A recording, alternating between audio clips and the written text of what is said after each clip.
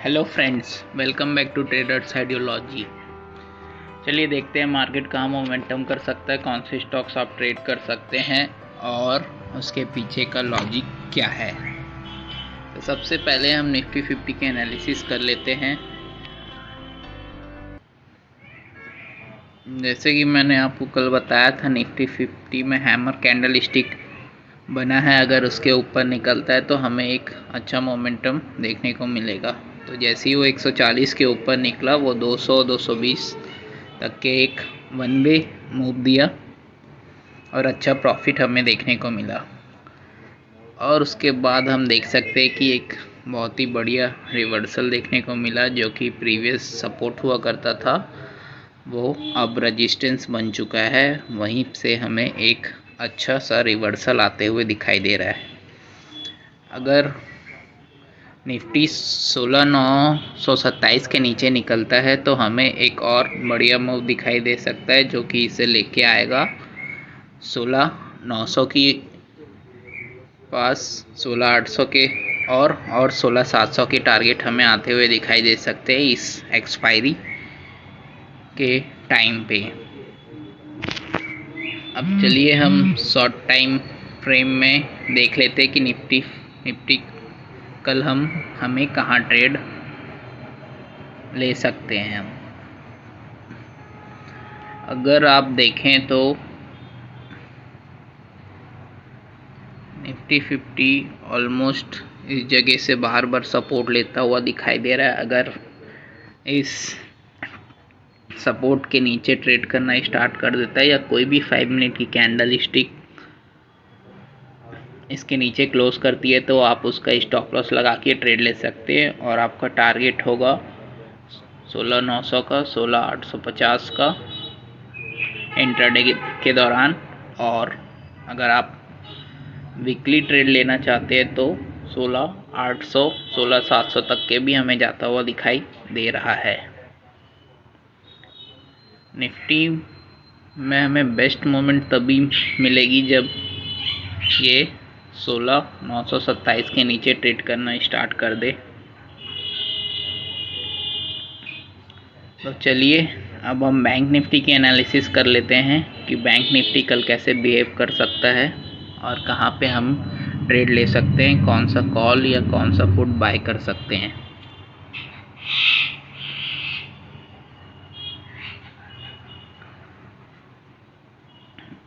वैसे कल की एनालिसिस में मैंने आपको बताया था कि अगर ये 36,150 के ऊपर निकलता है तो हमें एक फास्ट मूव आते हुए दिखाई देगा। सिमिलरली जैसे ही उस लेवल को क्रॉस किया तो हमें एक फास्ट मूव वन वे आता हुआ दिखाई दिया, जो कि जिससे 36,770 के पास ले गया। और वहाँ पे हम देख सकते हैं एक शूटिंग स्टार कैंडल स्टिक बना है, जो कि रेजिस्टेंस के पास है। वहाँ से हमें एक रिवर्सल आता हुआ दिखाई दिया और ये at the end of the day 35,600 के आसपास क्लोज किया है। अगर हम देखें तो ये बीच में भी बहुत बढ़िया कंसोलिडेट किया था। अगर आप इस कंसोलिडेशन को भी ट्रेड किए होंगे तो आपको बहुत बढ़िया मुनाफा मिला होगा।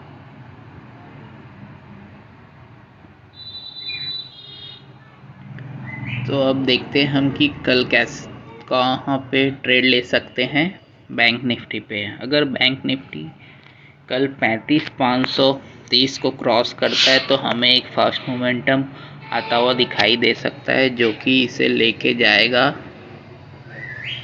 35,350 और 35,200 की ओर। और हमारा थर्ड टारगेट रहेगा 35,050 का। और 35,050 से लेके 35,200 एक बहुत ही बढ़िया सपोर्ट है बैंक निफ्टी में, क्योंकि ये प्रीवियसली ये बहुत टाइम तक के यहाँ पे हॉल्ट किया है।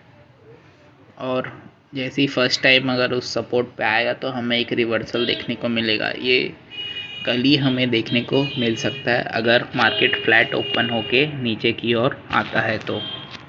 फर्स्ट हाफ एन आवर ये आपको 35,200 के टारगेट दिखा सकता है। उसके बाद हमें एक रिवर्सल आता हुआ दिखाई देगा, जो कि सेकेंड हाफ में पॉसिबल है। तो आप कल 35,500 की पुट बाय कर सकते हैं और 30 से 40 रुपए का उसमें स्टॉप लॉस डाल के आप 1:2 1:3 का टारगेट के लिए इजीली जा सकते हैं।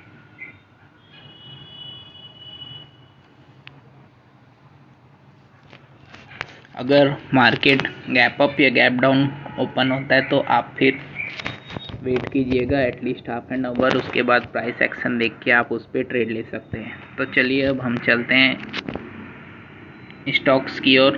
कल हम कौन से स्टॉक्स को ट्रेड कर सकते हैं वो देख लेते हैं।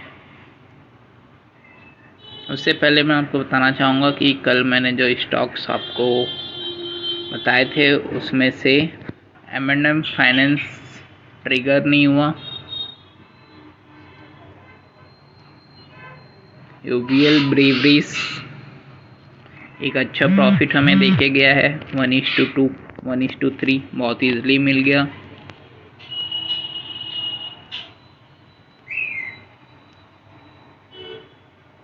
TVS मोटर भी हमें एंट्री नहीं दिया है। और आप ये जो भी मैं स्टॉक्स बताता हूँ उसको आप फिर से नेक्स्ट डे देख सकते हैं। अगर उस लेवल पे वापस से आता है तो आप उस स्टॉक्स पे भी ट्रेड ले सकते हैं। विप्रो में हमें 1:2 बहुत आराम से ट्रेड मिल गया फर्स्ट हाफ में ही। तो चलिए अब देखते हैं कि कल कौन से स्टॉक्स हम ट्रेड कर सकते हैं। पहला स्टॉक है IDFC first bank. IDFC first bank अगर आप देखेंगे तो बहुत दिनों से सेलिंग प्रेशर में है। अगर हमें ये कल 44.50 के नीचे जाता हुआ दिखाई देता है तो इसमें हमें एक अच्छा मूव दिखाई दे सकता है, जो कि हमें 44 और 43 रुपए की ओर ले जाएगा। वैसे आप देखें तो इसमें स्विंग ट्रेडिंग भी ले सकते हैं, बहुत ही अच्छा पैटर्न बना हुआ है। यहाँ पे अगर ये एक आध दिन होल्ड करता है या डायरेक्ट ब्रेक भी करता है तो आप इसमें 40 रुपये का टारगेट आता हुआ देख सकते हैं। चलिए अब हम नेक्स्ट स्टॉक देख लेते हैं जो कि है टोरेंट पावर। टोरेंट पावर बहुत टाइम से एक चैनल में चल रहा है। अगर ये कल 555 के ऊपर निकलता है तो हमें इसमें अच्छा खासा मूव आता हुआ दिखाई दे सकता है, जो कि इसे 560 570 की ओर ले जा सकता है। आप इसे 6 रुपये का स्टॉप लॉस डाल के 1:2 1:3 का टारगेट इसमें एक्सपेक्ट कर सकते हैं। अगर आपको स्विंग ट्रेडिंग करना है तो आप इसमें 555 के ऊपर ट्रेड ले सकते हैं और 535 का स्टॉप लॉस डाल के 1:2 1:3 का टारगेट एक्सपेक्ट कर सकते हैं। तो चलिए अब हम अपना अगला स्टॉक देख लेते हैं जो कि है बजाज होल्डिंग। ये काफ़ी समय से 4800 से लेके 5075 के अंदर ही ट्रेड कर रहा है। अगर ये कल 5075 के ऊपर निकलता है तो हमें एक अच्छा मूव इसमें आता हुआ दिखाई दे सकता है। अगर आप इंट्राडे ट्रेड करते हैं तो आपको 5075 के ऊपर बाय करना है। स्टॉप लॉस आपका रहेगा 5035, टारगेट हमारा रहेगा 5115 और दूसरा टारगेट रहेगा 5155। अगर आप इसमें स्विंग ट्रेडिंग करना चाहते हैं तो 4900 का स्टॉप लॉस लगा के 5100 के ऊपर बाय इनिशिएट कर सकते हैं और आपका टारगेट 1:2 1:3 रहेगा। तो चलिए अब हम अपना अगला स्टॉक देख लेते हैं जो कि BPCL देखेंगे तो आप प्राइस एक्शन बना के बहुत ही बढ़िया प्राइस एक्शन बना के गिरता हुआ हमें दिखाई दे रहा है और ये आज इनसाइड कैंडल बनाया। अगर ये इनसाइड कैंडल के नीचे ट्रेड करने लगे तो आप इसमें 4 रुपये का स्टॉप लॉस डाल के 1:2 1:3 का टारगेट आता हुआ दिखाई दे सकता है कल ही आपको। देखिए अगर मार्केट फ्लैट ओपन हो तभी आपको ट्रेड एग्जीक्यूट करना, अगर गैप अप या गैप डाउन हो तो आप ट्रेड स्किप कर सकते हैं, अदरवाइज आप प्राइस एक्शन देख के ट्रेड ले सकते हैं। तो हमारा आखिरी स्टॉक है सन फार्मा।